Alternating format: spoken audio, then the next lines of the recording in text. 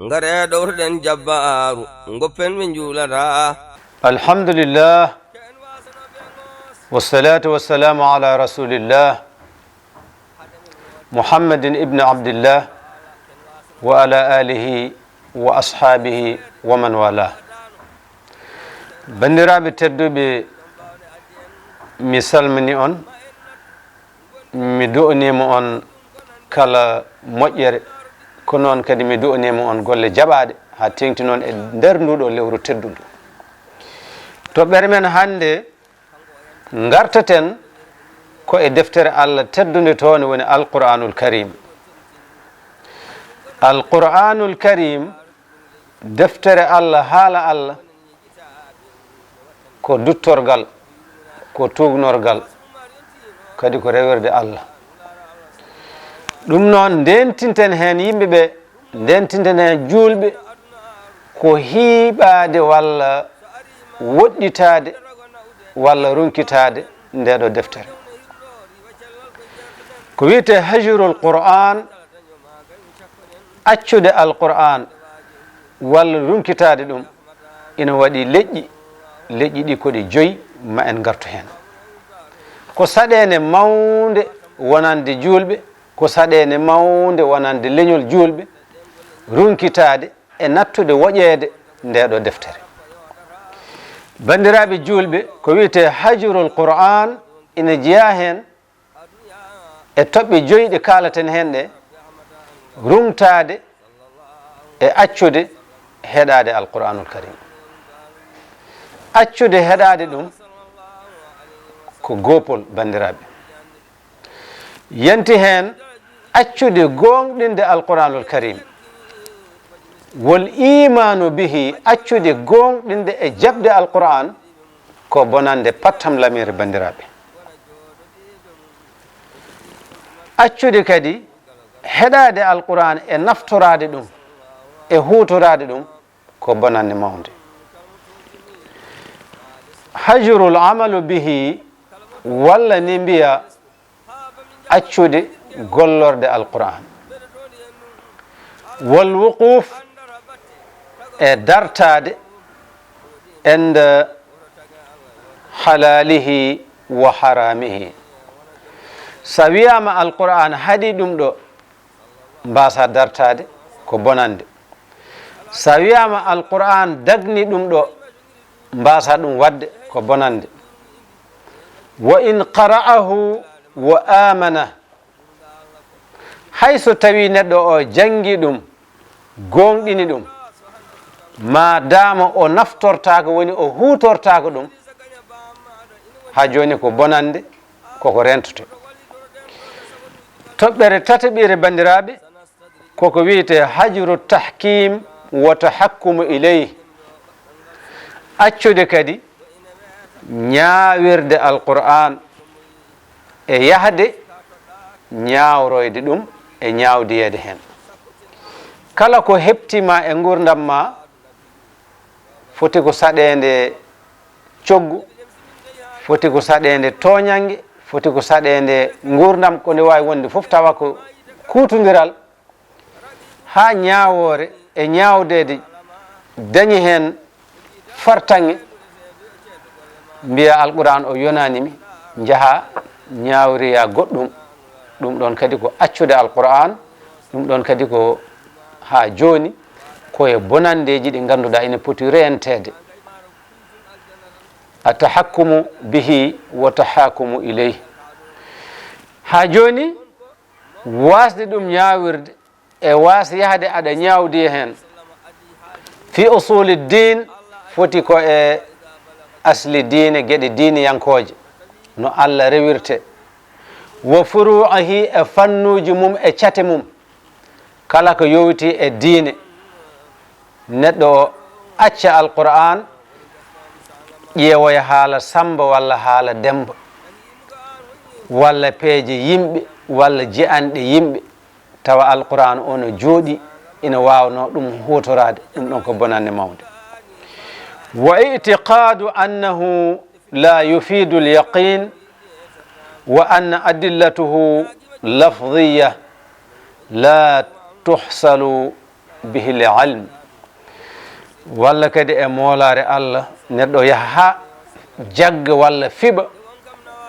wonde alquran oɗo hunde laaɓtude ala hen mbiya a yananaka beela ka ina gonɗi walla gonɗani walla ni neɗɗo wiya ñawoje e dalilaji ɗiɗo gonɗi e alquran ala hen ko laaɓi walla koɗi haala tan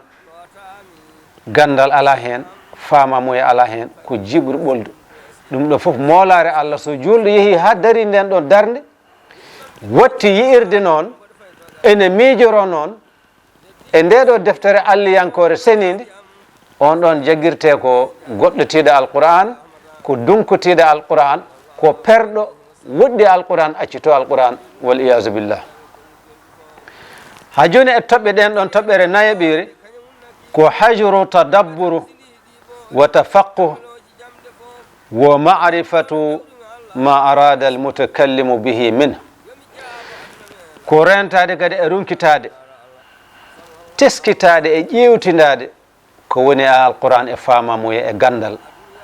ko woni e alquran e kawisaji e gueɗe alliyankoje naftoje aduna naftoje lakara neɗɗo yaha ha ala ko jogui alquran tan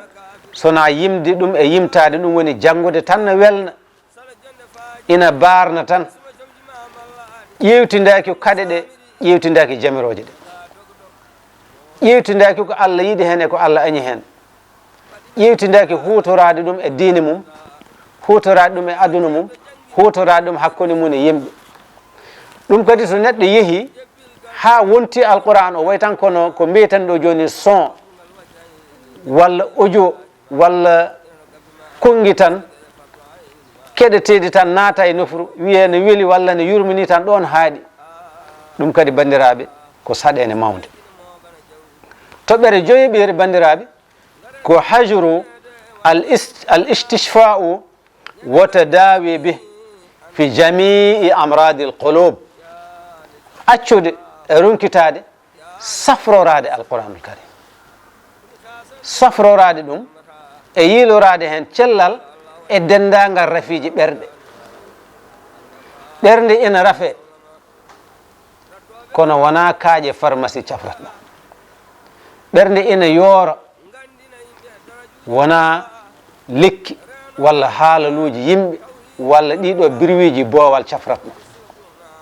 so ɓernde yoori hakkille tundi neɗɗo bewi walla weemi safrorte ko haala Allah alquranul karim jomiraɗo wi ala gande bi dhicrillahi ko e jangude haala Allah ka tatma'innul qulub ko hen ɓerɗe kiɓinto hakkillaji garta ɓerɗe ɗe cella wadde so neɗɗo jagguiri hoore mum majjere wondi nde walla yorde ɓernde walla haasidagal walla gañgu walla mawnikinare wondi nde alquran wawa ɗum safrode on ɗon kadi koko runkati alquranul karim jomiraɗo teddutoɗo wi wa qala rasul nulaɗo sallah sallam wi ko Allah haalata noon ya rabbi an joomam inna qawmi gandade yimɓam leñolam ngol ɗo ittakhadhu ɓe jaggi oɗo alquran ɓe nangarimo alquran mahjura ko o dunkitaɗo molare Allah nulaɗo huccite jomiraɗo ina woyto ina jambita wi an joomam yimɓam de mbi ñuk gacciɗo alquran o ƴeewi deftere kaari ƴeewi haala kaari ƴeewi ande kaari ƴeewi ñawore kaari mbi alquran o haaju mumen ala hen so alquran ala ko heddi hen sona janggande ɗum maayɓe walla wadde telki tan aɗa haɓɓa walla ina weeli tan mbiɗa mi heeɗo walla kaari ne weeli dande tan yomi heeɗo ɗum a etaki ɗum juldude a yetaki ɗum hordude a yetaki ɗum rewrude Allah a ƴeewani jamiroje ɗe mbaɗaɗe a ƴeewani kade ɗe gaccaɗe an bandam a wona alqur'an yanke a wona neɗɗo gurtaɗo hen hunaka unasun fi qulubihim haraj min alqur'an yimɓe nani toon ɓerɗe ɗe ina mbaɗi ɓittede ina kaaɓano nde ɗo deftere woni alqur'an wala tajidu mubtadi'an a yiyata bida a yanke baɗowo dini mum tan gueɗe perindaɗe cosaɗe ɗe ngala ɗaɗol ɗe ngala asli aw fajiran walla neɗɗo fajir say baɗowo ko fewani aw zaliman walla toñowo illa wa fi qalbihi harajun min al ayat sona ana e ɓernde makko ɓittede e weñare wonande ɗeɗo ayeji jomiraɗo teddude towɗo ɗe ganduɗa ina juwa ina luldo ko fiɓi ko walla ko waɗata ko yimɓe nan ɗo ceerno kala ne mbayiɗa ɗumen Allah wi a weñi ɗumen a waɗi ɗumen dérangé a wi ɗumen ko mbaɗɗa ko dagaki walla harma ina harmi walla ina luldi ko Allah wi ko way kono ka jennude ɗumen walla ka ƴattide ɗumen walla ka baɗɗo ɗumen hunde haɓnide te ɗum ɗon fonno ko wiide mi nani mi jaaɓi woto ƴeew kalanɗo ɗum o so neɗɗo wiyimo Allah wi aɗa yanana konngol Allah ngol koye deftere Allah ummi o ɓeydani hen o ustani hen wodanma ko wiide sami'tu wa ata'tu mi nani mi jaaɓi kutoroɗa naftoroɗa bandiraɓe ko ndeɗo toɓɓere wonno